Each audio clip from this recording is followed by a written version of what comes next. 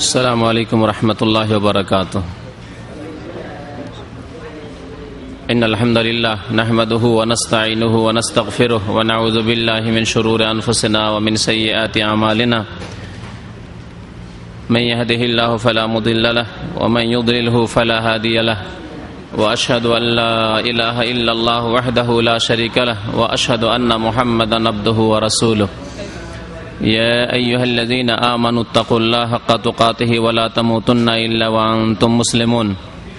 يا أيها الناس اتقوا ربكم الذي خلقكم من نفس واحدة وخلق منها زوجها وبث منهما رجالا كثيرا ونساء واتقوا الله الذي تساءلون به والأرحام إن الله كان عليكم رقيبا.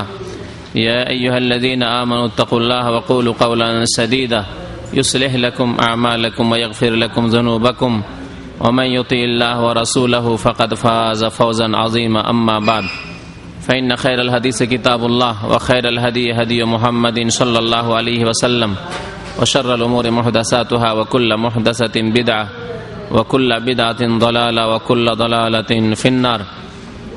أعوذ بالله من الشيطان الرجيم. بسم الله الرحمن الرحيم. لقد من الله على المؤمنين إذ بعث فيهم رسولا من أنفسهم يتلو عليهم آياته ويزكيهم ويعلمهم الكتاب والحكمة وإن كانوا من قبل لفي ضلال مبين. وقال الله تعالى في موضع آخر هو الذي بعث في الأميين رسولا منهم يتلو عليهم آياته ويزكيهم ويعلمهم الكتاب والحكمة وإن كانوا من قبل لفي ضلال مبين. মহান আল্লাহর সমস্ত প্রশংসা যে আল্লাহ রাব্বুল আলামিন আমাদেরকে সৃষ্টি করেছেন মানুষ করে এবং আমাদেরকে একমাত্র তাঁর ইবাদত বন্দেগীর আদেশ প্রদান করেছেন। আমাদেরকে হিদায়াতের জন্য যেমন আল কোরআনুল কারীম নাযিল করেছেন তেমন শেষ নবী প্রিয় নবী মুহাম্মদুর রাসূলুল্লাহ সাল্লাল্লাহু আলাইহি সাল্লামকে আমাদের হিদায়াতের জন্য, আমাদেরকে সঠিক দ্বীনের সন্ধান দেওয়ার জন্য রাসূল করে প্রেরণ করেছেন। সে আল্লাহরই যাবতীয় প্রশংসা যিনি আমাদেরকে এই উম্মতের অন্তর্ভুক্ত হওয়ার তৌফিক দান করেছেন, যে উম্মতকে আল্লাহ রাব্বুল আলামিন শ্রেষ্ঠ জাতি বলে আখ্যায়িত করেছেন। দরুদ ও সালাম নাযিল হোক প্রিয় নবী মুহাম্মদুর রাসূলুল্লাহ সাল্লাল্লাহু আলাইহি সাল্লামের উপর, যাকে আল্লাহ রাব্বুল আলামিন নবুয়ত দান করে, রিসালাত দান করে সম্মানিত করেছেন। সারা বিশ্বের মানুষের জন্য হাদি পথ প্রদর্শক হিসাবে, সুসংবাদদাতা হিসাবে, সতর্ককারী হিসাবে মহান আল্লাহ প্রেরণ করেছেন। আল্লাহুম্মা সাল্লি আলাইহি আল্লাহুম্মা বারিক আলাইহি। আজকে আপনাদের সামনে আলোচনা করব প্রিয় নবী মুহাম্মদুর রাসূলুল্লাহ সাল্লাল্লাহু আলাইহি সাল্লামের হক সম্পর্কে, তার প্রাপ্য সম্পর্কে। উম্মতের কাছে তার হক কি, উম্মতের কাছে তার প্রাপ্য কি। এর পূর্বে হয়তো আপনাদের মনে আছে আলোচনা করেছি কোরআনে কারীমের হক সম্পর্কে। কোরআনে কারীমের এই উম্মতের ওপর, যে উম্মতের কিতাব হচ্ছে আল কোরআন, যে উম্মতের হেদায়েতের জন্য আল্লাহ রাব্বুল আলামিন কোরআনুল কারীম নাযিল করেছেন, সেই উম্মতের ওপর কোরআনে কারীমের হক কি। আজকে যে রাসূলের প্রতি কোরআনুল কারীম নাযিল হয়েছে সে রাসূলের বাকি হক আমাদের উপর, যে হক সম্পর্কে আমাদের ইলম হাসিল করতে হবে, জানতে হবে, তারপরে সে হকগুলি আদায় করতে হবে। আর এই হচ্ছে আমল, এই হচ্ছে দ্বীনের বাস্তবায়ন। আল্লাহ রাব্বুল আলামিন যেন আমাদেরকে সঠিক জ্ঞান হাসিল করার তৌফিক দান করেন। আল্লাহ রাব্বুল আলামিন যেন আমাদেরকে সঠিক জ্ঞান মোতাবেক আমল করার তৌফিক দান করেন। যেমন কোরআনে কারীমের হক আদায় করার আল্লাহ আমাদেরকে তৌফিক দান করেন, তেমনি আল্লাহ আমাদেরকে যেন আমাদের প্রিয় রাসূল সাল্লাল্লাহু আলাইহি সাল্লামের হক আদায় করার তৌফিক দান করেন। বলুন আমিন।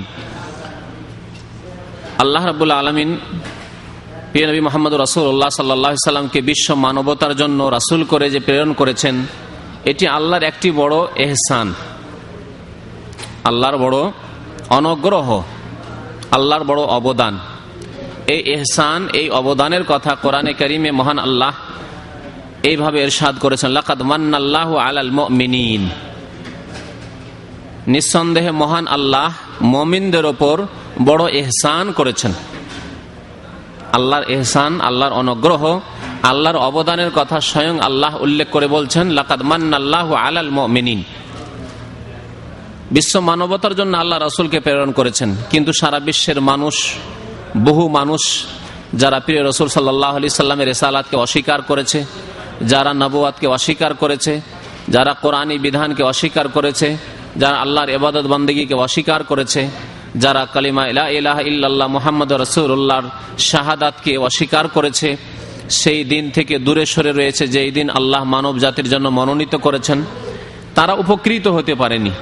সেই জন্য সেই আল্লাহর ইহসান থেকে, আল্লাহর অনুগ্রহ থেকে তারা ফায়দা উঠাতে পারেনি, লাভবান হতে পারেনি। তাই আল্লাহ এই আয়াতে বিশেষ করে মুমিনদের কথা বলেছেন, লাকাদ মান্নাল্লাহু আলাল মুমিনিন। আল্লাহ বড় ইহসান করেছেন, অনুগ্রহ করেছেন মুমিনদের ওপর, কারণ আসল উপকৃত মুমিনগণ।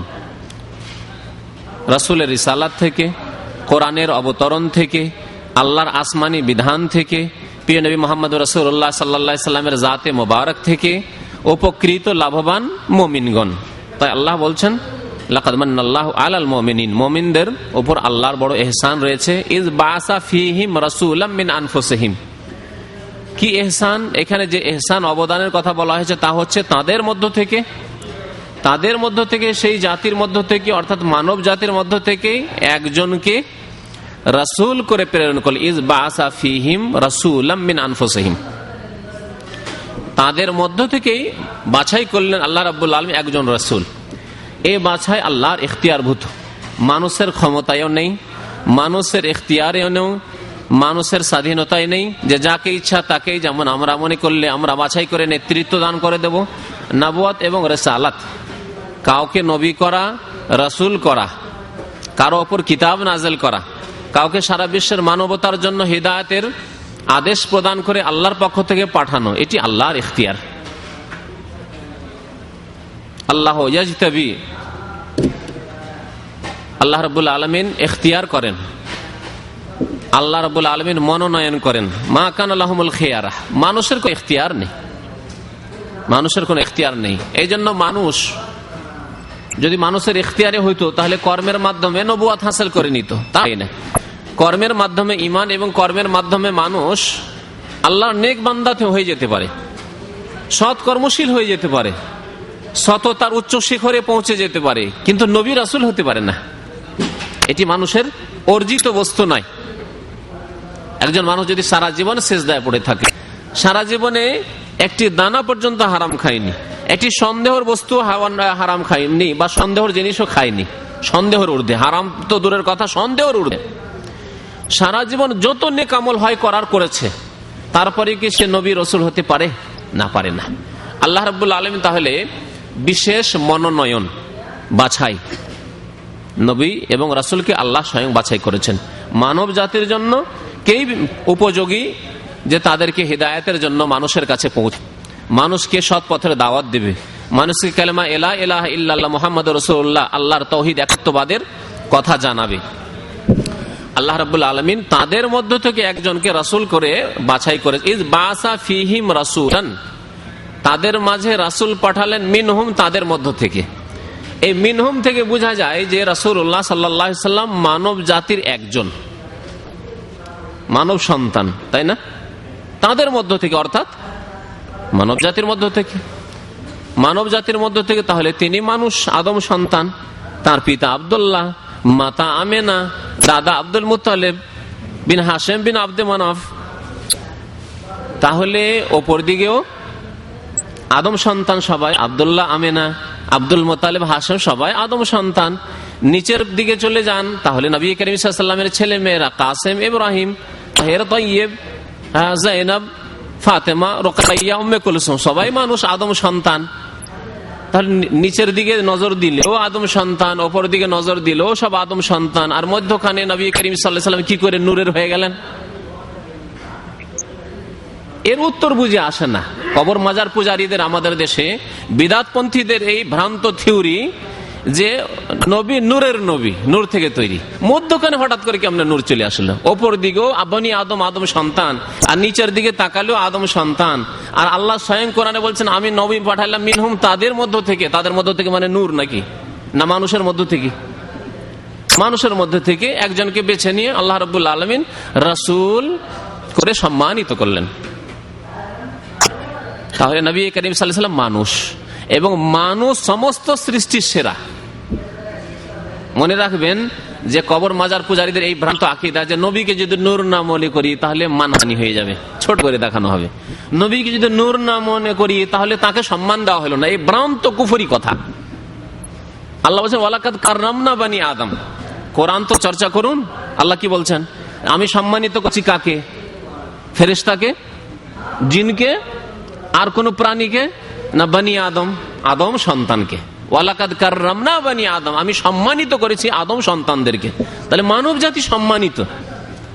আরো আল্লাহ ইরশাদ করেছেন সূরা ৩ অনেকের মুখস্থ আছে, আমপারা সূরা, লাকাদ খালাকনাল ইনসানা ফি আহসানি তাকবীম। আল্লাহ বলছেন আমি মানুষকে, ইনসানকে, আল্লাহ জিনকেও বলেননি, লাকাদ খালাকনাল মালায়েকা বলেননি, ফেরেশতাও বলেননি। বলেছেন কি কোথাও আছে কোরআনে?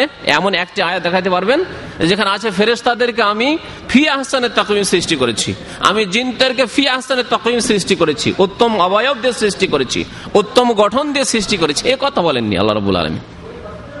কি বলছেন? লাকাদ খালাকনাল ইনসানা। সাধারণ মানুষ। ইনসান মানে কি? ইনসান মানে মানুষ। তো মানুষকে আল্লাহ রাব্বুল আলামিন শুধু সুন্দর না, ফি আহসানে, অতি সুন্দর গঠন দিয়ে। আহসান হচ্ছে সুপারলেটিভ ডিগ্রি, যারা গ্রামার বুঝেন, হ্যাঁ, অতি সুন্দর অবয়বে। তাহলে মানুষ চাইতে সুন্দর করে, মানুষ চাইতে সম্মানিত করে আল্লাহ রাব্বুল আলামিন কোন জাতিকে আর সৃষ্টি করেননি। আর সেই জাতির মধ্য থেকে আমার নবী, আপনার নবী, প্রিয় নবী মুহাম্মদুর রাসূলুল্লাহ সাল্লাল্লাহু আলাইহি ওয়াসাল্লাম আল্লাহ কোরআনে ইরশাদ করেছেন। সুতরাং নবীকে নূর বলা ভ্রান্ত আকীদা, বরং তারা বলে নূরুল্লাহ, আল্লাহর নূর। আর আল্লাহর নূর বলা মানে আল্লাহর একটি অংশ সাব্যস্ত করা। কোন বস্তুকে, শুধু নবীর কথা বলছে না, পৃথিবীর কোন বস্তুকে যদি আল্লাহর কোন অংশ সাব্যস্ত করেন, এটি হচ্ছে কুফর। যেমন খ্রিস্টানরা ঈসা আলাইহিস সালামকে তারা ইবনুল্লাহ, সান অফ গড করে দিল। ইবনুল্লাহ, সন্তান বাবার একটি অংশ, বাবার একটি অংশ, বাবার অংশ তাতে রয়েছে, বাবার নসল থেকে, জেনারেশন, প্রজন্ম থেকে এসেছে। সুতরাং ইবনুল্লাহ বলার ক্ষেত্রে আল্লাহ রাব্বুল বলছেন লাকাদ কাফারাল্লাযীনা কালু, তারা কাফের হয়েছে। আল্লাহ বলছেন তারা কাফের হয়ে গেছে যারা বলেছে ইন্নাল্লাহু আল মাসীহু ইবনু মারইয়াম, আল্লাহ হচ্ছেন মাসীহ ইবনে মারইয়াম, অথবা মাসীহ বিন মারইয়াম, মারইয়াম তনাই মাসীহ, ঈসা আলাইহিস সালাম আল্লাহর পুত্র। তারা কাফের হয়েছে। আল্লাহ কাফের বলে আখ্যায়িত করেছেন খ্রিস্টান জগৎকে, যারা বলেছে সান অফ গড। ঈসা আলাইহিস সালাম স্লেভ অফ গড নয়, আল্লাহর গোলাম নয়, আল্লাহর পুত্র যারা বলেছে। আল্লাহ বলছেন আব্দুল্লাহ। কোরআনে কারীম আল্লাহ কি বলে? ঈসা আলাইহিস সালাম কালা ইন্নী আব্দুল্লাহ, আমি আল্লাহর স্লেভ, সান নয়, আল্লাহর গোলাম, আল্লাহর দাস। আর খ্রিস্টানরা বলে আল্লাহ সান অফ গড, আল্লাহর পুত্র, আল্লাহর সন্তান।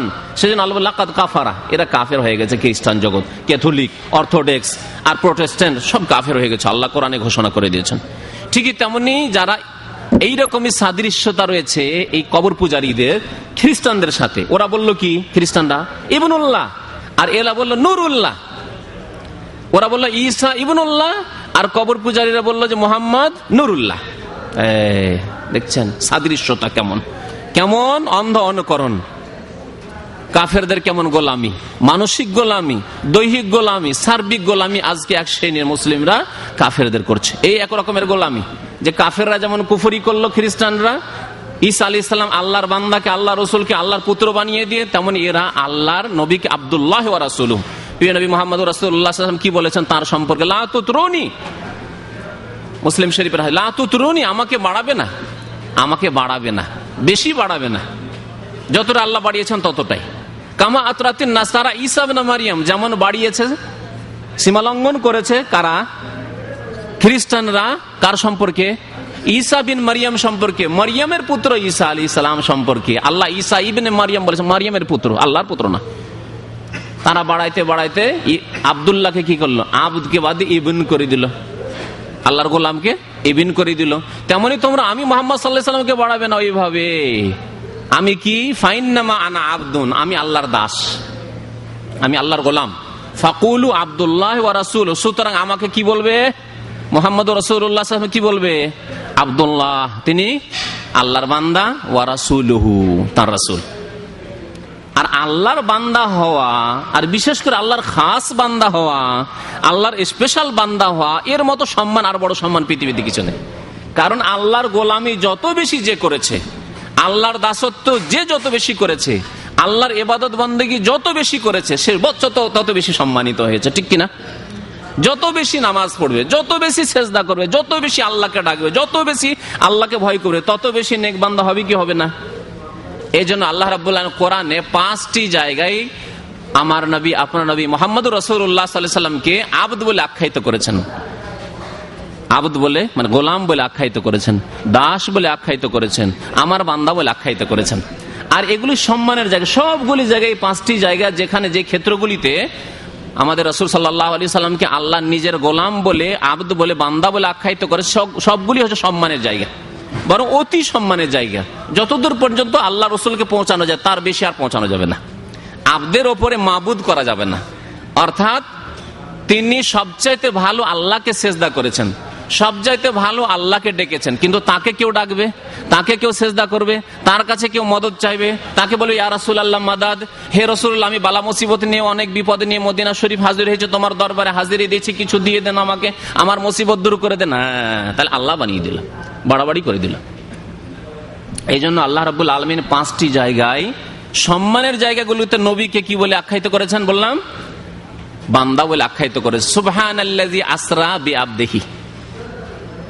মেরাজ, পৃথিবীতে কোন ব্যক্তি মেরাজে পৌঁছেছে? মেরাজে প্রিয় নবী সাল্লাল্লাহু আলাইহি ওয়াসাল্লাম যেখান পর্যন্ত পৌঁছেছেন কোন ফেরেশতা পৌঁছেছে? তাহলে কত সম্মানের জায়গা, উঁচু সম্মানের জায়গা। এই মেরাজের ঘটনা আল্লাহ রাব্বুল আলামিন উল্লেখ করতে গিয়ে বলছেন সুবহানাল্লাযী আসরা বিআবদিহি। সেই জাত, সেই সত্তা পাক পবিত্র আল্লাহ, যিনি রাতারাতি তার বান্দাকে, তার গোলামকে নিয়ে গিয়েছেন কোথায়?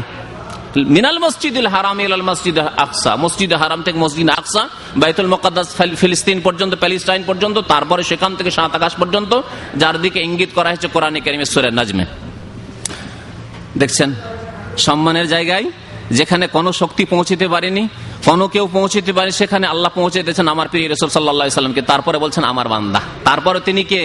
বান্দা। আবদ, মাবুদ নন। আবদ আর মাবুদের পার্থক্য বুঝেন কিনা?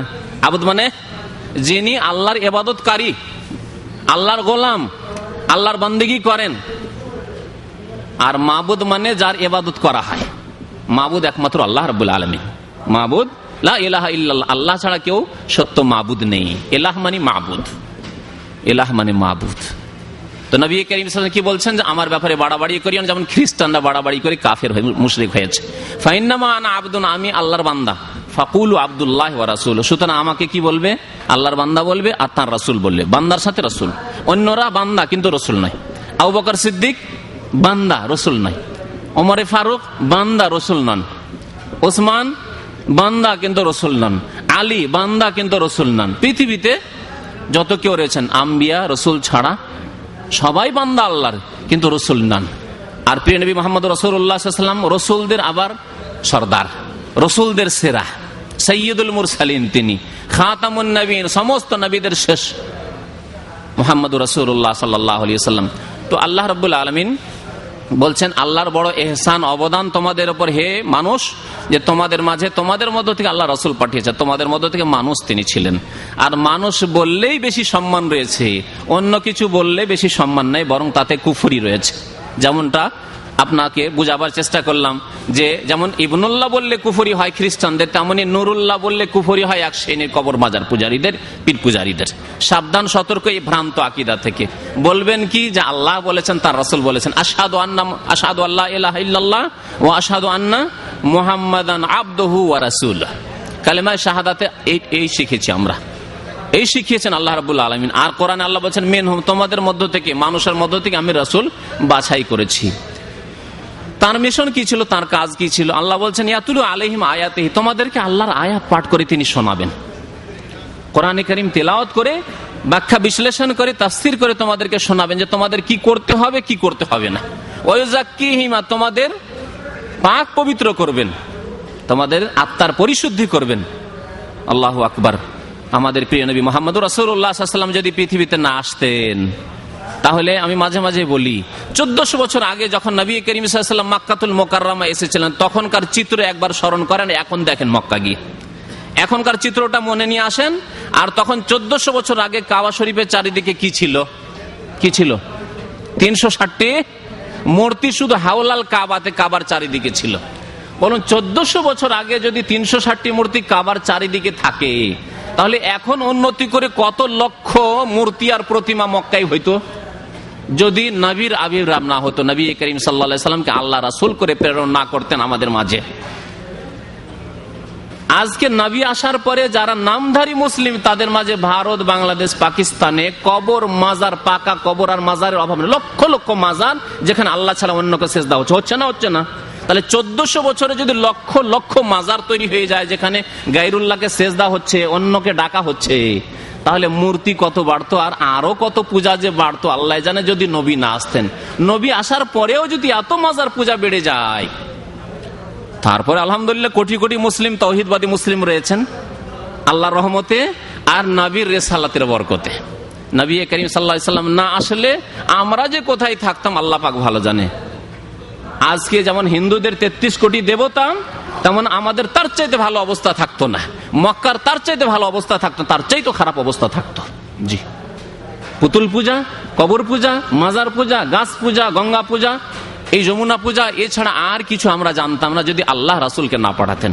ওয়ায়ুযাক্কিহিম, আমাদেরকে আল্লাহ পবিত্র করেছেন প্রিয় নবী মুহাম্মদুর রাসূলুল্লাহ সাল্লাল্লাহু আলাইহি ওয়াসাল্লামকে পাঠিয়ে। ওয়ায়ুআল্লিমুহুল কিতাব ওয়াল হিকমা, আর কিতাব এবং হিকমতের জ্ঞান দান করেছেন। কিতাব মানে কোরআনে কারীম, আর হিকমতের তাফসীর করেছেন সালাফগণ যে রাসূলের হাদিস। রাসূলুল্লাহ সাল্লাল্লাহু আলাইহি ওয়াসাল্লামের জবানে মোবারক থেকে যা বেরিয়েছে এবং নবী করিম সাল্লাল্লাহু আলাইহি ওয়াসাল্লাম যা নিজে কর্মে করেছেন, সবগুলি হিকমত। এটি হচ্ছে হিকমত। হেকমত মানে সত্যকে গোপন করা নয়। যেমন এক শ্রেণীর লোক আমাদের দেশে ভাবে যে হেকমত মানে কি, যেখানে সত্য কথা বলতে হবে, সত্য কথা বললে যদি ক্ষতি হয় তো সত্য কথা বলতে হবে না, গোপন করে নাও, ওর নাম হেকমত না। কেউ অসন্তুষ্ট হয়ে যাবে হক কথা বললে, কবর মাজারে সেজদা করা শিরক যদি বলেন, কবর পূজা যেখানে হচ্ছে, ওরসের মেলা লেগে আছে সেখানে বললে, তাহলে ওরা কি খুশি হবে? কখনো খুশি হবে না। তাহলে আপনি যদি মনে করেন যে আমাদের দেশে এত কবর মাজার পূজা হচ্ছে, সেখানে যদি বলি তো ঝড় তুফান শুরু হবে, লড়াই ঝগড়া হবে, আর অনেকেই আমার শত্রু হয়ে যাবে, সুতরাং হেকমত হচ্ছে মুখ বন্ধ করে নাও, এর নাম হেকমত নয়। এক শ্রেণীর মূর্খরা এটাকে হেকমত মনে করে। হেকমত মানে হচ্ছে আল্লাহর কথা বলা, রসুলের কথা বলা। রাসূলুল্লাহ সাল্লাল্লাহু আলাইহি ওয়াসাল্লাম যেমন পন্থায় ইসলামের দাওয়াত দিয়েছেন, সেইভাবে দাওয়াত দেওয়ার নাম হচ্ছে হিকমত। যখন 360টি মূর্তির পূজা হচ্ছিল কাবার চারিদিকে, নবী সাল্লাল্লাহু আলাইহি ওয়াসাল্লাম মুখ বন্ধ করেছেন না দাওয়াত দিয়েছেন? দাওয়াত দিয়েছেন। তবে দাওয়াত দেওয়ার যে পন্থা অবলম্বন করেছেন, 13 বছর ধরে তাদের মূর্তি ভাঙেননি। 13 বছর ধরে তাদের মূর্তি ভাঙেননি। কাবার পাশে নামাজ পড়তে গেছে, নামাজ পড়তে তারা দেয়নি, ধাক্কা দিয়েছে, কিন্তু মূর্তি তাদের ঠিক থেকেছে। কিন্তু মক্কা বিজয় হয়ে যাওয়ার পরে ছড়ি হাতে নিয়ে বলে যা আল হক ওয়া যাহাকাল বাতিল ইন্নাল বাতিলা কানা যাহুকা, 360টি মূর্তি চূর্ণ বিচূর্ণ হয়ে সব ধ্বংস হয়ে গেল। তাহলে সময় সাপেক্ষ কাজ করা, ধীরে ধীরে কোন কাজটি আগে করতে হবে, কোন ভালো কথাটি মানুষের কানে আগে পৌঁছাতে হবে, এই যে কর্ম পদ্ধতি অবলম্বন করার নাম হিকমত। কিন্তু একেবারে কর্ম ত্যাগ করে দেওয়া, দাওয়াত ছেড়ে দেওয়া, ভালো কথা মানুষকে বলা ছেড়ে দেওয়া, সবাই বেনামাজি, কে আর শুনবে, সুতরাং নামাজের কথাই বলবেন না। শ্বশুর বাড়ি গেলেন, দেখলেন গোটা বংশ নামাজ পড়ে না, তখন আপনি শুধু একবারে চুপচাপ উঠে গিয়ে মসজিদে নামাজ পড়লেন, অথবা দরজা কেউ খুলবেন না আপনার ফজর। অনেক বাড়িতে এরকম আছে, মেহমান হয়েছেন, আমরা দেখেছি এরকম। আর বিশাল পয়সাওয়ালার বাড়ি, ফজরের নামাজে দরজা খুলবে না। এখন এখানে হক কথা না বললে আপনি ওই ঘরে আপনার রুমে নামাজ পড়ে নিলেন, আর চুপচাপ খেয়ে দিয়ে তার বাড়ি থেকে বেরিয়ে গেলেন, তাদেরকেও নামাজের দাওয়াত দিলেন না, আর আপনিও নামাজ পড়তে গেলেন না। এর নাম হেকমত নয়। হেকমত হচ্ছে তাদেরকে নামাজের দাওয়াত দেওয়া, তাদেরকে আল্লাহর ভয়ের কথা স্মরণ করিয়ে দেওয়া, তাদের পরকালের জন্য চিন্তাশীল হতে বলা, তাদেরকে কবরের কথা স্মরণ করিয়ে দেওয়া, তাদেরকে প্রথম কাল কিয়ামতে আল্লাহ হিসাব নেবেন নামাজের কথা, তার কথা স্মরণ করিয়ে দেওয়া, এবং আপনাকে বলা যে আমাকে একটু উজুর পানির ব্যবস্থা দেন, আর আমাকে একটা চাবি দেন যাতে আমি মসজিদে যথাসময়ে যেতে পারি। এই হচ্ছে হিকমত। তো আল্লাহ রাব্বুল আলামিন বলছেন যে ওয়ায়ুআল্লিমুহুল কিতাব ওয়াল হিকমা, নবী কিতাব এবং হিকমতের জ্ঞান দেওয়ার জন্য এসেছিলেন। প্রিয় নবী মুহাম্মদুর রাসূলুল্লাহ সাল্লাল্লাহু আলাইহি ওয়াসাল্লামের যখন 40 বছর বয়স, তখন আল্লাহ রাব্বুল আলামিন নবুয়ত এবং রিসালাত দিয়ে সম্মানিত করলেন। এই কথাটি অনেকে বুঝেন, নবুয়ত এবং রিসালাত। নবুয়ত মানে আল্লাহর পক্ষ থেকে সংবাদ আসা, আল্লাহর পক্ষ থেকে তার কাছে ফেরেশতার মাধ্যমে সংবাদ এসেছে। নবী অনেক হয়েছেন কিন্তু রসুলের সংখ্যা কম।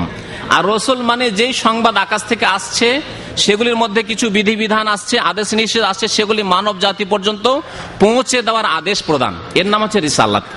আল্লাহ রাব্বুল আলামিন যখন প্রথম কোরআনে কারীমের 5টি আয়াত নাযিল করলেন সূরা ইকরা বিসমি থেকে, সূরা আলাক, সূরা আলাক থেকে আল্লাহ রাব্বুল 5টি আয়াত নাযিল করলেন। ইকরা বিসমি রাব্বিকাল্লাযী খালাক, খালাকাল ইনসানা মিন আলাক, ইকরা ওয়া রাব্বুকাল আকরাম আল্লাযী আল্লামা বিল কলম, আল্লামাল ইনসানা মা লাম ইয়ালাম। এখানে আল্লাহ জিবরাইল পাঠিয়ে দিলেন, কোরআনী আয়াত নাযিল হয়ে গেল, আকাশ থেকে সংবাদ আসলো, লৌহ মাহফুজে আয়াতে কোরআনী ছিল, সেই কোরআনের আয়াতগুলি নাযিল হয়ে গেল নবী করিম সাল্লাল্লাহু আলাইহি ওয়াসাল্লামের উপর। নবুয়ত প্রাপ্ত হলেন সেই দিন, তিনি নবী হয়ে গেলেন সেই দিন। এই জন্য অনেক কিতাবে লেখা হয়েছে যে ইকরা দ্বারা আল্লাহ রাব্বুল আলামিন মুহাম্মদ সাল্লাল্লাহু আলাইহি ওয়াসাল্লামকে নবী বানালেন। ইকরা দ্বারা মানে ইকরা বিসমে নাযিল করে নবী বানিয়ে দিলেন। আকাশের সংবাদ আসলো, কিন্তু এই আয়াতগুলিতে 5টি আয়াতে এই কথা কোথাও বলা হয়নি যাও মোহাম্মদ মানুষকে বলো যে তোমরা শিরিক করিও না, যাও তাদেরকে সতর্ক করো, সাবধান করো, যাও তাদেরকে নামাজ পড়তে বলো, যাও তাদেরকে আল্লাহকে চিনতে বলো, এই কথা কালিমা লা ইলাহা ইল্লাল্লাহ বলতে বলো, এই আদেশ করা হয়নি। দ্বিতীয় পর্বে যখন আয়াত নাযিল হলো সূরা মুদ্দাসসির, ইয়া আইয়ুহাল মুদ্দাসসির কুম ফাআনজির ওয়া রাব্বাকা ফাতাহির ওয়া রাব্বাকা ফাকাব্বির ওয়া সিয়াবাকা ফাতাহির ওয়া রুজজা ফাহজুর, এই আয়াতগুলি যখন নাযিল হলো তখন প্রিয় নবী মুহাম্মদ রাসূলুল্লাহ সাল্লাল্লাহু আলাইহি ওয়াসাল্লামকে এই আয়াতগুলির দ্বারা রিসালাত দিয়ে ভূষিত করা হলো, রাসূল করে আল্লাহ সম্মানিত করলেন। কিভাবে রাসূল করে? এখন আল্লাহ বলছেন, হে মুহাম্মদ আর বসে থাকলে চলবে না, সময় ঘনিয়ে এসেছে, মানুষের কাছে সত্য কথা পৌঁছাতে হবে, আকাশের বাণী আসমানি সিলেবাস পৌঁছাতে হবে। কি?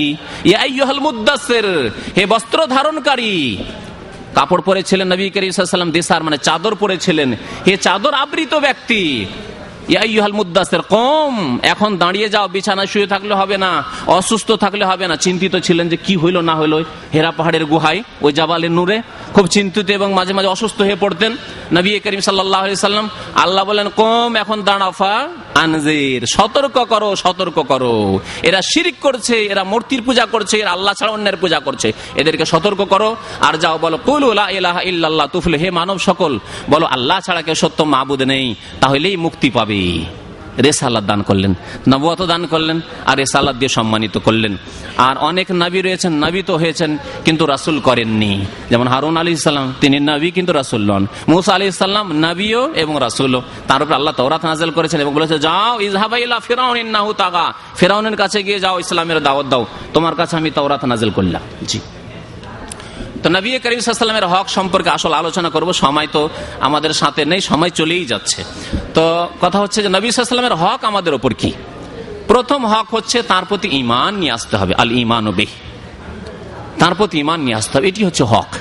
আর এই হক সারা বিশ্বের মানুষের উপর, এক শ্রেণীর লোক বলার উদ্দেশ্য কোন একটি জাতির ওপর, শুধু মুসলিমরা বলবে যে আমাদের নবী মুহাম্মদ সাল্লাল্লাহু আলাইহি ওয়াসাল্লাম, আর বাকি লোকেরা বলবে না না তোমাদের নবী না, বা শুধু আরবরা না। যেমন আরব খ্রিস্টান যারা বা ইহুদি যারা, তারা বলে যে মুহাম্মদ সাল্লাল্লাহু আলাইহি ওয়াসাল্লাম মক্কা মদিনার নবী হয়ে এসেছিলেন, মক্কা মদিনার হেজাজের নবী হয়ে এসেছিলেন, তাদের ভ্রান্ত কথা। এই জন্য সিরিয়া, শাম দেশে, জর্ডন, এইসব দেশে যেসব খ্রিস্টানরা রয়েছে বা ইহুদিরা রয়েছে, ওরা বলছে তিনি নবী, কিন্তু তিনি নবী হচ্ছেন উম্মাইনদের নবী, হুয়াল্লাযী বাআসা ফিল উম্মিয়িনা রাসূলান, নিরক্ষরদের নবী, অর্থাৎ মক্কা মদিনা আরব হেজাজের নবী। ভ্রান্ত আকীদা। কারণ আল্লাহ কোরআনে কি বলেছেন, এর আগে আয়াত একটি আলোচনায় বলেছি, ওমা আরসালনাকা ইল্লা কাফাতাল লিন্নাস, আল্লাহ বলছেন হে নবী আপনাকে সারা বিশ্বের সমস্ত মানুষের জন্য প্রেরিত করেছে। কাফাতাল লিন্নাস, কাফা মানে সমস্ত, লিন্নাস মানে মানুষ, সমস্ত মানুষের জন্য তোমাকে প্রেরিত করেছি। তাহলে মুহাম্মদুর রাসূলুল্লাহ সাল্লাল্লাহু আলাইহি সাল্লাম সবার জন্য এসেছেন, জাপানির জন্য এসেছেন, আমেরিকানের জন্য এসেছেন, ইউরোপিয়ানের জন্য এসেছেন, আফ্রিকানের জন্য এসেছেন, এশিয়ানের জন্য এসেছেন, আরবের জন্য এসেছেন, আজমের জন্য, অনারবের জন্য এসেছেন, সবার জন্য নবী করিম সাল্লাল্লাহু আলাইহি ওয়াসাল্লাম প্রেরিত হয়েছেন কাফাতাল লিন্নাস। আরো আল্লাহ ইরশাদ করেছেন ওমা আরসালনাকা ইল্লা রাহমাতাল লিল আলামিন, হে নবী আপনাকে প্রেরণ করেছি সারা বিশ্বের রহমত স্বরূপ, সারা বিশ্বের। তাহলে সারা বিশ্বে শুধু মুসলিম আছে নাকি? তাহলে মুসলিমদের জন্য তিনি রহমত স্বরূপ আসেননি। তার কলেমা যদি কেউ না পড়ে, তার নিয়ে আসা কিতাব যদি কেউ না মানে, তার নিয়ে আসা নামাজ কেউ যদি না পড়ে, তার নিয়ে আসা রোজা কেউ যদি না রাখে, তার নিয়ে আসা হজ যদি কেউ না করে, তার নিয়ে আসা ইসলামের বিধিবিধান যদি না মানে, তাহলে কি করে রহমত হবেন তিনি তার জন্য? আল্লাহ বলছেন ওমা আরসালনাকা ইল্লা রাহমাতাল লিল আলামিন, সারা বিশ্বের মানুষের জন্য। আলামিন বিশ্ব জাহানের জন্য তাকে রহমত স্বরূপ, করুণা স্বরূপ আমি প্রেরণ করেছি। আরো আল্লাহ ইরশাদ করেছেন, কুল ইয়া আইয়ুহান নাস, হে নবী তুমি সারা বিশ্বের মানুষকে জানিয়ে দাও, ইন্নী রাসূলুল্লাহ ইলাইকুম জামিআ, আমি তোমাদের সবার জন্য রাসূল হয়ে এসেছি। কত আয়াত নেবেন কোরআনে কারিমে, তাহলে কারো এই অজুহাত চলবে না যে মুহাম্মদ সাল্লাল্লাহু আলাইহি সাল্লাম আরবদের জন্য এসেছেন, মুহাম্মদ সাল্লাল্লাহু আলাইহি সাল্লাম এশিয়ানদের জন্য এসেছেন, মুহাম্মদ সাল্লাল্লাহু আলাইহি সাল্লাম শুধু মক্কা মদিনার লোকদের জন্য এসেছেন, তারাই ইসলাম মানে না, তাদের মধ্যে এই দোষ রয়েছে, তো আমরাই বা কি করব? না, সেটা আপনাকে জবাব দিতে হবে। তারা জবাব দিবে যে কারা মানছে না আর কারা মানছে, আপনাকে আপনার জবাবদেহি করতে হবে। মুহাম্মদ রাসূলুল্লাহ সাল্লাল্লাহু আলাইহি সাল্লাম সারা বিশ্বের মানুষের জন্য যখন এসেছেন, আমাদের জন্য এসেছেন, সুতরাং আমাদের ফরজ আমাদেরকে করতে হবে, আমাদের করণীয় আমাদেরকে করতে হবে। আল্লাহ রাব্বুল আলামিন সারা বিশ্বের মানুষের জন্য পাঠিয়েছেন, সুতরাং প্রত্যেক মানুষকে ঈমান নিয়ে আসতে হবে প্রিয় রাসূল সাল্লাল্লাহু আলাইহি সাল্লামের উপর। প্রিয় নবী মুহাম্মদ রাসূলুল্লাহ সাল্লাল্লাহু আলাইহি সাল্লাম একবার ওমর রাদিয়াল্লাহু তাআলা আনহুর হাতে তাওরাতের কয়েকটি পাতা দেখলেন। ওমর রাদিয়াল্লাহু শক করে যে দেখি তাওরাতে কি লেখা আছে, তাওরাতের কিছু অংশ তিনি পড়ছিলেন। দেখার পরে নবী করিম সাল্লাল্লাহু আলাইহি ওয়াসাল্লাম এত রাগান্বিত হলেন, বললেন যে হে ওমর, কি ব্যাপার, তোমার কাছে কি স্পষ্ট আমি বিধান নিয়ে আসেনি, কোরআন কি আসেনি? কোরআন কি তোমার হিদায়াতের জন্য যথেষ্ট হলো না যে তুমি তাওরাতের অংশ পাঠ করছো? ওয়াল্লাহি, আল্লাহর কসম করে বলছি, লাউ কানা মুসা হাইয়ান, মুসা আলাইহিস সালাম আজকে যদি জীবিত থাকতেন, মা ওয়াসিয়াহু ইল্লা তিবাই, তাহলে সে যদি কালেমা লা ইলাহা ইল্লাল্লাহ আর মুহাম্মদুর রাসূলুল্লাহর কালেমা শাহাদাত না দিত, তাহলে তারও কোনো মুক্তি ছিল না, তার কোনো মুক্তি ছিল না। প্রিয় নবী মুহাম্মদুর রাসূলুল্লাহ আরো বলেছেন যে ওয়াল্লাহি, আল্লাহর কসম করে বলছি, লা ইয়াসমাউ বি মিন হাযিহিল উম্মতি ইহুদিয়ুন আও নাসরানিয়ুন সুম্মা লাম ইউমিনু বি ইল্লা কানা মিন আসহাবিন নার। আল্লাহর কসম করে বলছি, আমার সম্পর্কে সারা বিশ্বের ইহুদি হোক, খ্রিস্টান হোক, বাঙালি হোক, আর আরব হোক আর অনারব হোক, যে কোনো মানুষ হোক, যদি আমার কথা শোনে যে আমি মুহাম্মদ সাল্লাল্লাহু আলাইহি ওয়াসাল্লাম রাসূল হয়ে এসেছি, সুম্মা লাম ইউমিনু, অতঃপর ঈমান নিয়ে আসলো না, কালিমা পড়লো না, মুহাম্মদ রাসূলুল্লাহর কালিমা পড়লো না, যতই ভালো কাজ করুক না কেন, ট্রেসার মতো আছে না আমাদের দেশে, এক শ্রেণীর লোকেরা এগুলো থেকে প্রভাবিত যে অমুক তো খুব ভালো কাজ করেছে, খুব ভালো কাজ করেছে, কিন্তু মুহাম্মদ রাসূলুল্লাহ বিশ্বাসী নয়, সেজন্য চিরকালের জাহান্নামী। জি, মনে রাখুন, বাবা যতই ভালো কাজ করুক না, বাবা এই যে কিছুদিন আগে বাবা মারা গেল, মুহাম্মদ রাসূলুল্লাহ সাক্ষ্য দান করেনি, সেজন্য চিরকালের জাহান্নামী। শুনে রাখুন ভালো করে, নবী করিম সাল্লাল্লাহু আলাইহি ওয়াসাল্লাম বলেন, ইল্লা কানা মিন আসহাবিন নার, যদি আমার প্রতি ঈমান না নিয়ে আসে, শোনা সত্ত্বেও জানা সত্ত্বেও, তাহলে সে জাহান্নামে অবস্থান করবে, কানা মিন আসহাবিন নার, জাহান্নামী হবে। জি, তাহলে নবী করিম সাল্লাল্লাহু আলাইহি ওয়াসাল্লামের প্রথম হক তার প্রতি ঈমান নিয়ে আসে। ঈমান মানে অকাট্য বিশ্বাস, বিশ্বাস করতে হবে তিনি আল্লাহর পক্ষ থেকে রাসূল হয়ে এসেছেন, আর আমাদের জন্য তিনি করুণা স্বরূপ, রহমত স্বরূপ এসেছেন, আমাদের জন্য তিনি দয়া স্বরূপ এসেছেন, আর আমাদেরকে হেদায়েত আল্লাহ দিয়েছেন তার মাধ্যমে, তার মাধ্যমে আল্লাহ হিদায়াত দিয়েছেন। রহমত আল্লাহর, কিন্তু তার মেহনত, তার পরিশ্রম, তার বরকত। তিনি যদি মেহনত না করতেন, তিনি যদি তায়েফে আহত না হতেন, তার দাঁত যদি ওহদে শহীদ না হতো, তিনি যদি ঘরে বসে থেকে যেতেন, তিনি বলতেন আমি এসব কাজ করতে পারবো না, এসব ঝামেলা নিতে পারবো না, তাহলে আমরা জাহান্নামের অধিবাসী হইতাম। আল্লাহ রাব্বুল আমাদেরকে হিদায়াত করেছেন আমাদের প্রিয় রাসূল সাল্লাল্লাহু আলাইহি সাল্লামের মাধ্যমে। হিদায়াত আল্লাহর পক্ষ থেকে নাযিল হয়েছে, কিন্তু রাস্তা দেখিয়েছেন আমার প্রিয় নবী মুহাম্মদ রাসূলুল্লাহ সাল্লাল্লাহু আলাইহি সাল্লাম। নবী করিম সাল্লাল্লাহু আলাইহি সাল্লামের দ্বিতীয় হক হচ্ছে তার প্রতি ঈমান নিয়ে আসার পরে যত কথা তিনি বলেছেন সেগুলি আমরা বুঝতে পারি আর না পারি, অতীতের হোক, বর্তমানের হোক, ভবিষ্যতের হোক, তা বিশ্বাস করব। আমাদের চোখের সামনে আসুক আর নাই আসুক, তা আমরা বিশ্বাস করব। নবী করিম সাল্লাল্লাহু আলাইহি সাল্লাম বলেছেন, আমি রাত্রে মেরাজে গেলাম, 7 আকাশের ওপর নিয়ে যাওয়া হলো, প্রত্যেকটি আসমানের দরজা খোলা হলো, আমাকে জান্নাত দেখানো হলো, আমাকে জাহান্নামে দেখা হলো। মেরাজের ঘটনা কিনা? মেরাজের ঘটনা চোখে দেখেছি, কেউ দেখেছে, কেউ দেখেনি। আবু বকর সিদ্দিক রাদিয়াল্লাহু তাআলা আনহু প্রথম ব্যক্তি যার কাছে যখন কাফেররা এই সংবাদ পৌঁছাল, আর জানো, আরে তোমার সাথী তো পাগল পাগল, এতদিন বলতো দুনিয়ার কথা, তো যাক তোমরা শুনতে শুনতে, কিন্তু আজকাল বলছে 7 আকাশের উপরে নাকি গিয়েছে, রাতারাতি 7 আকাশের উপরে গিয়েছে, আবার প্যালেস্টাইনও গিয়েছে, আবার কত কি সব উদ্ভট কথাবার্তা বলছে, কি আর বিশ্বাস করা যায়? বিশ্বাসযোগ্য কথা? আবু বকরকে গোমরাহ করার জন্য আবু জাহল, আবু লাহাবের মতো কাফেরগুলি এসে হাজির আবু বকরের সামনে। আবু বকর রাদিয়াল্লাহু তাআলা আনহু বলছেন যে আমার নবী বলেছেন নাকি? বলছে হ্যাঁ হ্যাঁ, তোমার ওই নবী পাগল নবী এইসব কথাবার্তা বলছে। তাই তিনি বলেছেন? হ্যাঁ বলছেন তো। যদি তিনি বলে থাকেন, আবু বকর বলছেন, যদি তিনি বলে থাকেন তো আমি আবু বকর প্রথম বিশ্বাস করছি, আমি প্রথম বিশ্বাস করছি। ফাসুম্মিয়া ইয়াউমাইযিন সিদ্দিক, সেই দিন প্রিয় নবী মুহাম্মদুর রাসূলুল্লাহ সাল্লাল্লাহু আলাইহি ওয়াসাল্লাম আল্লাহর পক্ষ থেকে আবু বকরকে একটি উপাধি দান করলেন, টাইটেল কি? সিদ্দিক, মহাসত্যবাদী, অতি সত্যবাদী। তো তার পক্ষ থেকে যা কিছু এসেছে তা বিশ্বাস করতে হবে। তিনি বলেছেন কবরে আযাব হয়, দেখছি কবরে আযাব হবে। ভালো লোকের কবরে আল্লাহ নিয়ামত দেন, জান্নাতের দরজা খুলে দেন, জান্নাতের বাতাস আসতে থাকে, জান্নাতের লেবাস পরিয়ে দেওয়া হয়, দেখতে পাচ্ছি। কবর খুলেও যদি দেখি দেখতে পাবো না, কিন্তু বিশ্বাস করি। কবরে 3টি সওয়াল হয়, নবী বলেছেন, কোরআনেও নেই। বিশ্বাস করব না করব না? তাহলে যত কথা নবী করিম সাল্লাল্লাহু আলাইহি ওয়াসাল্লাম বলেছেন আমরা বিশ্বাস করব, এটি হচ্ছে তাসদীক। তিনি যা নিয়ে এসেছেন তাতে আমরা বিশ্বাস করি। কোরআন নিয়ে এসেছেন, কোরআনে বিশ্বাসী। তিনি যত কথা বলেছেন, অদৃশ্যের কথা, দৃশ্যের কথা, সবকিছু আমরা বিশ্বাস করি। তিনি 5 ওয়াক্ত নামাজের কথা বলেছেন। তিনি বলেছেন যে আকাশে মেরাজে গিয়ে আমাকে আল্লাহ 5 ওয়াক্ত দিয়েছেন, আমরা 5 ওয়াক্ত নামাজ পড়ি, বিশ্বাস করি। কেউ আমরা বলি না যে কি জানি 5 না 4 না 6, তা তো বলি না। এর নাম হচ্ছে বিশ্বাস। নবী করিম সাল্লাল্লাহু আলাইহি ওয়াসাল্লাম যা নিয়েছেন তাতে বিশ্বাস করতে হবে। নবী করিম সাল্লাল্লাহু আলাইহি ওয়াসাল্লামের আরেকটি হক হচ্ছে যে তার আনুগত্য করতে হবে সার্বিক ক্ষেত্রে। মেনে নেওয়ার ক্ষেত্রে যা তিনি করতে বলেছেন মেনে নিতে হবে, আনুগত্য করতে হবে। বাধা নিষেধের ক্ষেত্রে যা নিষেধ করেছেন তা মেনে নেওয়ার ক্ষেত্রে, নিষেধাজ্ঞা মেনে নেওয়ার ক্ষেত্রে আনুগত্য করতে হবে। তা তো ফিমা আমারা ওয়া আনহু জাজার, আনুগত্য করতে হবে, অনুসরণ করতে হবে। অনুসরণ করতে হবে একমাত্র রাসূলুল্লাহ সাল্লাল্লাহু আলাইহি সাল্লামের। আর রাসূলের আনুগত্য করে রাসূলের কথা মানলে আল্লাহর কথা মানা হয়। এর আগে এই বিষয়ের উপরে একদিন আলোচনা হয়েছে। তাহলে এইটি হচ্ছে তৃতীয় হক। সার্বিক ক্ষেত্রে ওমা আতাকুমুর রাসূলু ফাখুযু ওয়া মা নাহাকুম আনহু ফান্তাহু, রাসূল যা দেন তা তোমরা মেনে নাও, আর রাসূল যেসব কাজ থেকে তোমাদেরকে বাধা দান করেন সেসব কাজ থেকে তোমরা বিরত থাকো। তাহলে আল্লাহ রাসূলের আনুগত্য করা, আল্লাহ রাসূলের অনুসরণ করা জীবনের সার্বিক ক্ষেত্রে, কোনটি ছোট কোনটি বড়, কোনটি সুন্নাত, এই ওয়াজিব ওইসব করব না। আল্লাহ রাসূলের পক্ষ থেকে এসেছে হুকুম মানি। আপনার আব্বার হুকুম যদি আসে, আর আপনার আব্বার রাসূলের সাথে কি বা তুলনা চলে, আপনার আম্মার রাসূলের সাথে কি বা তুলনা চলে। তারপরে আপনার আম্মা যদি হুকুম করে, আপনি এই যুক্তি পেশ করবেন না যে আজকে কেন আপনি মাছ খেতে চাইলেন, আজকে গোশত খান। আপনার আম্মা খেতে চেয়েছে মাছ, আর আপনি যুক্তি দেখাবেন যে আজকে মাছ কেন, আজকে গোশত খাওয়াই, আজকে বড় মাছ কেন, আজকে ছোট মাছ খাওয়াই, আজকে ছোট মাছ কেন, আজকে বড় খাওয়াই। এইরকম যুক্তি দেখাবেন না। মা বলেছেন শুনতে হবে, মাকে এটাই পছন্দ লেগেছে।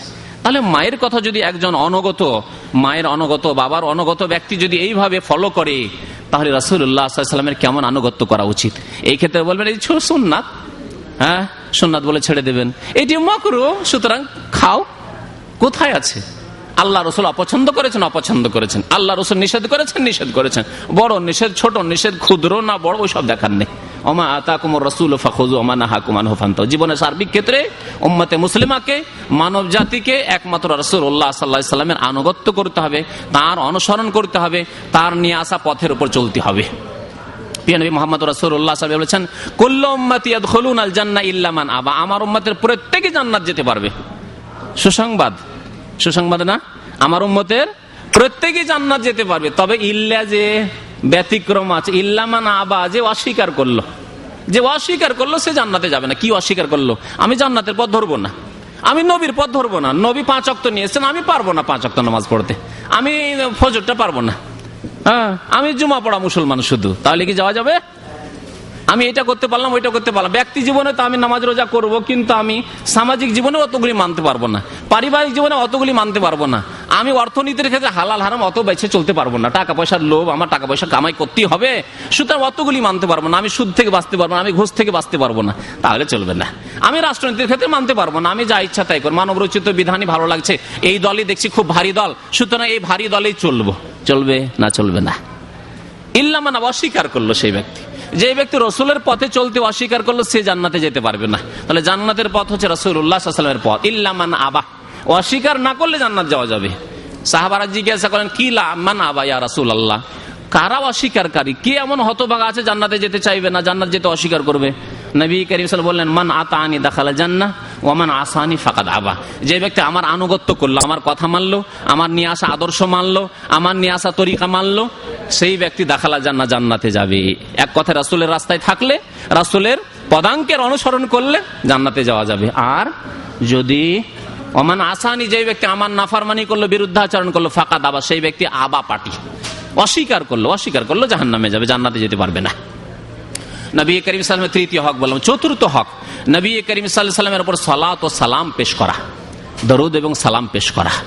যখনই নবীর নাম আসবে, লিখার ক্ষেত্রে আসুক, বলার ক্ষেত্রে আসুক, আপনি বলছেন, আপনি শুনছেন, যখনই আমার প্রিয় নবীর নাম আসবে বলবেন সাল্লাল্লাহু আলাইহি ওয়াসাল্লাম।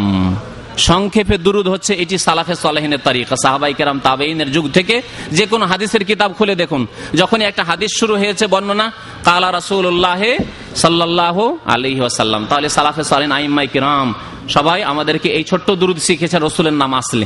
বরং তারা লিখে রেখেছেন হাদিসের কিতাবে, প্রত্যেকটি হাদিসে একবার করে সাল্লাল্লাহু আলাইহি ওয়াসাল্লাম লেখা আছে। যতদিন পর্যন্ত লেখা থাকবে হাদিসের কিতাবে, যিনি লিখেছেন নেকি পেতে থাকবেন কিনা?